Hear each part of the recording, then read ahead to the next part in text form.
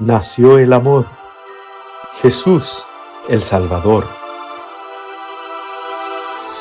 El Señor esté con vosotros.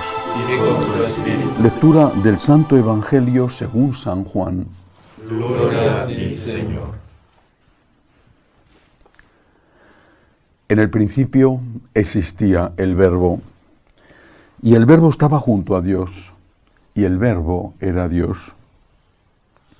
Él estaba en el principio junto a Dios.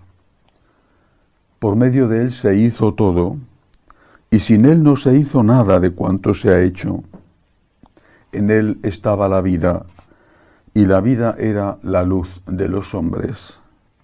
Y la luz brilla en la tiniebla, y la tiniebla no lo recibió. Surgió un hombre enviado por Dios que se llamaba Juan. Este venía como testigo para dar testimonio de la luz, para que todos creyeran por medio de él. No era él la luz, sino que él daba testimonio de la luz. El Verbo era la luz verdadera que alumbra a todo hombre viniendo al mundo. En el mundo estaba. El mundo se hizo por medio de él, y el mundo no lo conoció. Vino a su casa, y los suyos no lo recibieron. Pero a cuantos lo recibieron les dio poder de ser hijos de Dios a los que creen en su nombre. Estos no han nacido de sangre, ni de deseo de carne, ni de deseo de varón, sino que han nacido de Dios. Y el Verbo se hizo carne y habitó entre nosotros. Y hemos contemplado su gloria, gloria como la del unigénito del Padre, lleno de gracia y de verdad. Juan da testimonio de él y grita diciendo: este es de quien dije, el que viene detrás de mí se ha puesto delante de mí porque existía antes que yo. Pues de su plenitud todos hemos recibido gracia tras gracia, porque la ley se dio por medio de Moisés, la gracia y la verdad nos han llegado por medio de Jesucristo. A Dios nadie lo ha visto jamás. Dios unigénito, que está en el seno del Padre, es quien lo ha dado a conocer. Palabra del Señor. Gloria a ti, Señor Jesús.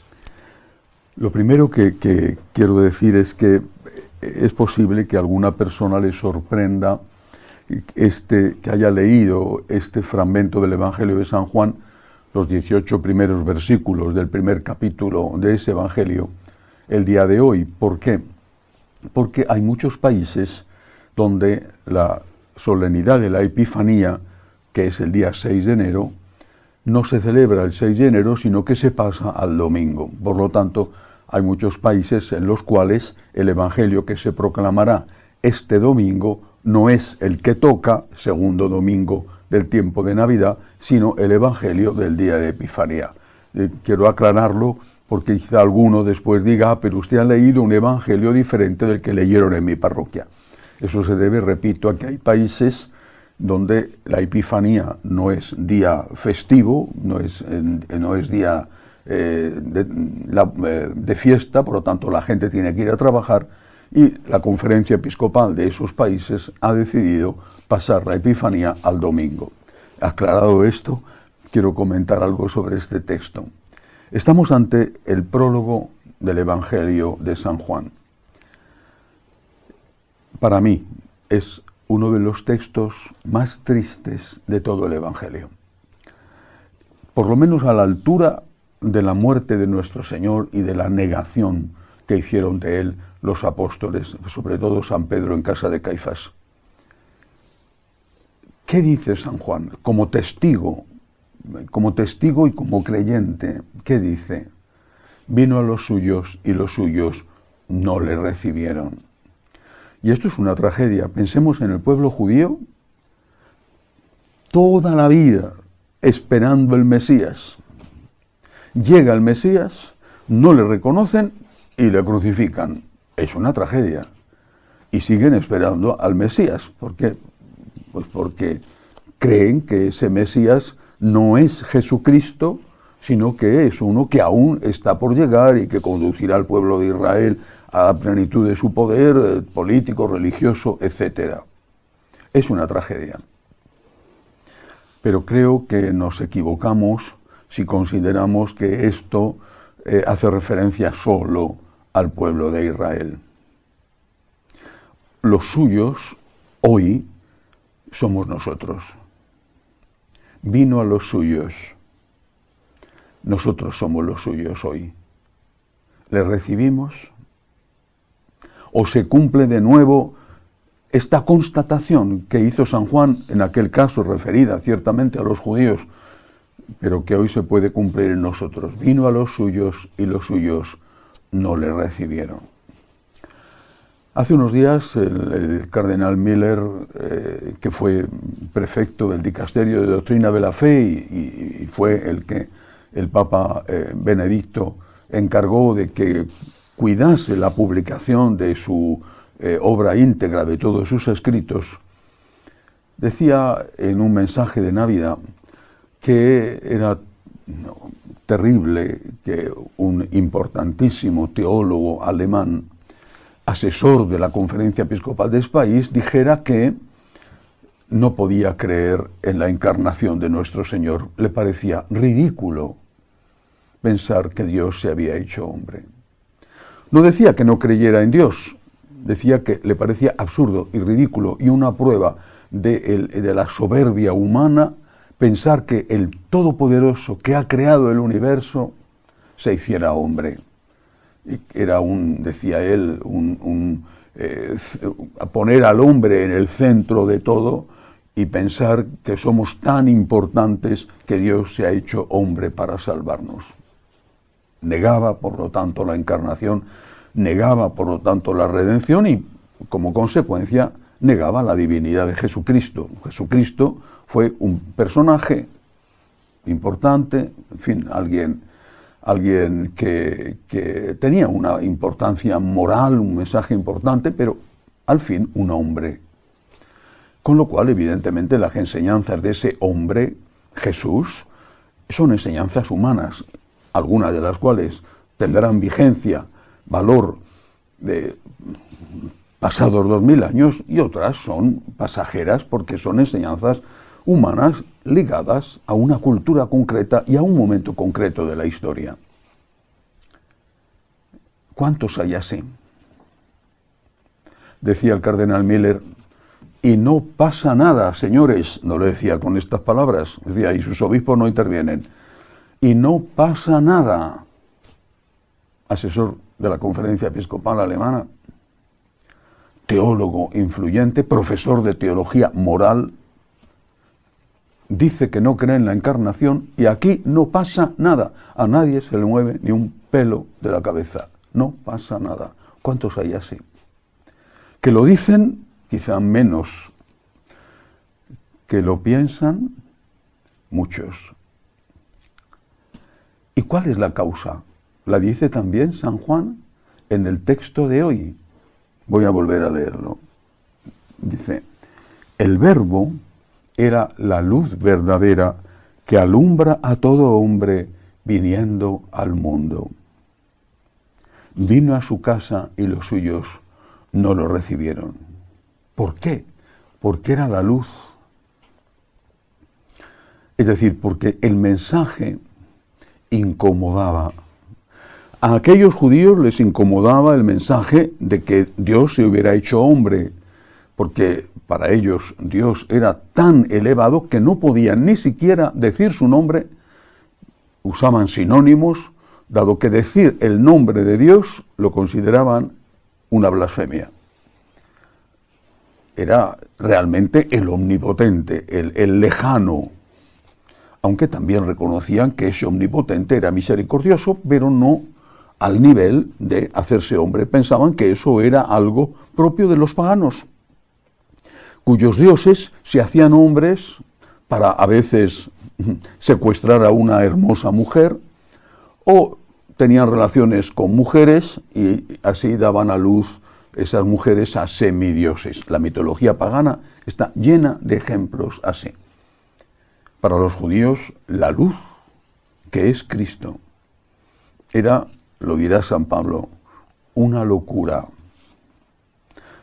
Para los griegos, dice San Pablo, la muerte de Cristo en la cruz era un escándalo. Y sin embargo ocurrió. ¿Y por qué no podía ocurrir? Cuando el ángel Gabriel se aparece a la Santísima Virgen y ella, después del interrogatorio sobre los medios para llegar al fin, le dice, aquí está la esclava del Señor, el ángel Gabriel termina diciendo, para Dios no hay nada imposible.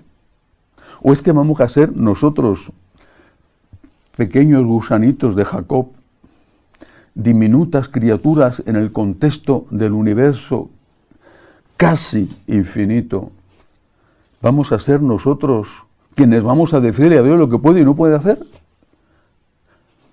Lo que hay que hacer es creer en Cristo por las pruebas que Cristo dio, su enseñanza, sus milagros, su muerte como ocurrió y su resurrección. Creer en Cristo.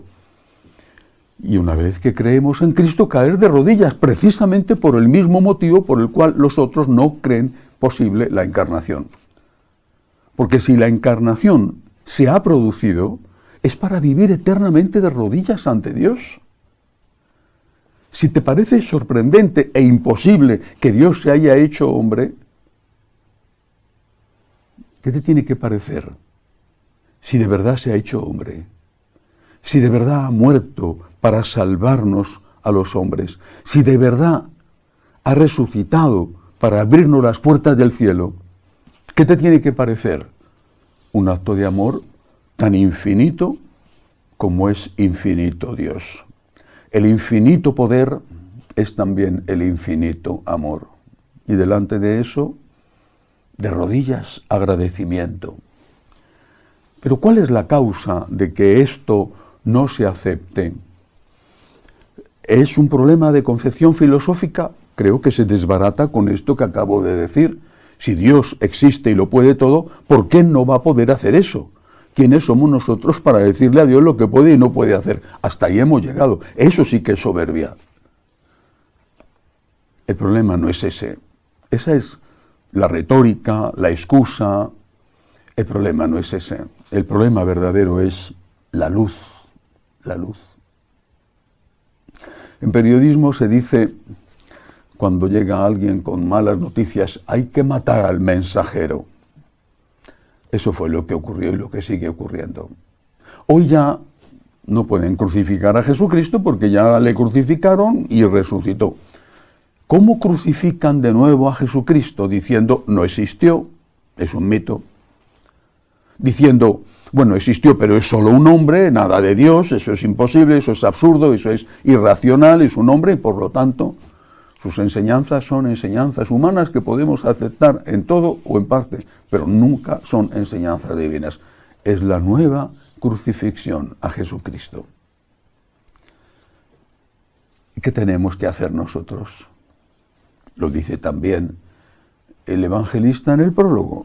Después de haber dicho, vino a su casa y los suyos no lo recibieron, añade, pero a cuantos lo recibieron, les dio poder de ser hijos de Dios, a los que creen en su nombre. Y el Verbo, sigue diciendo, se hizo carne y habitó entre nosotros. Y hemos contemplado su gloria, gloria como del unigénito del Padre, lleno de gracia y de verdad. Lo que tenemos que hacer es aceptar que el amor lo puede todo.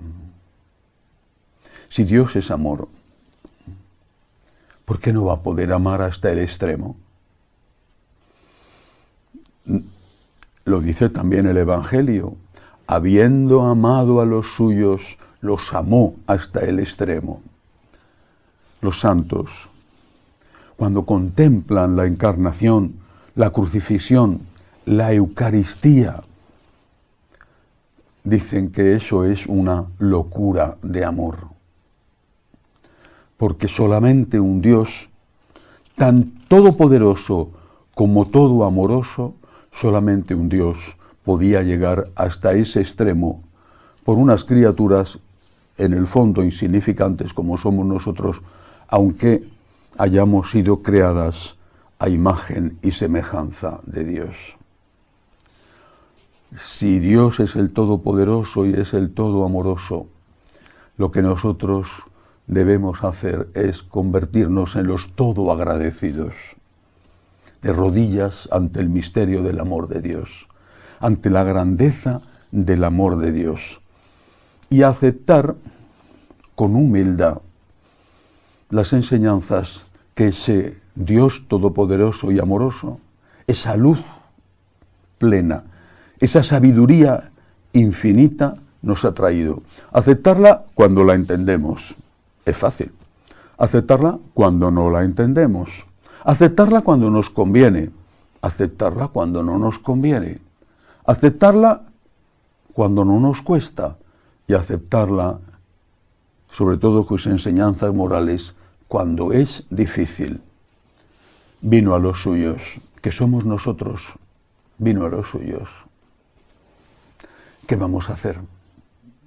Negar su divinidad porque no nos interesa su mensaje, que es la luz y pone de manifiesto nuestra oscuridad. Negar su divinidad o decir, Señor, yo creo en ti, yo confío en ti y yo quiero obedecerte y amarte a ti, como María. Que así sea.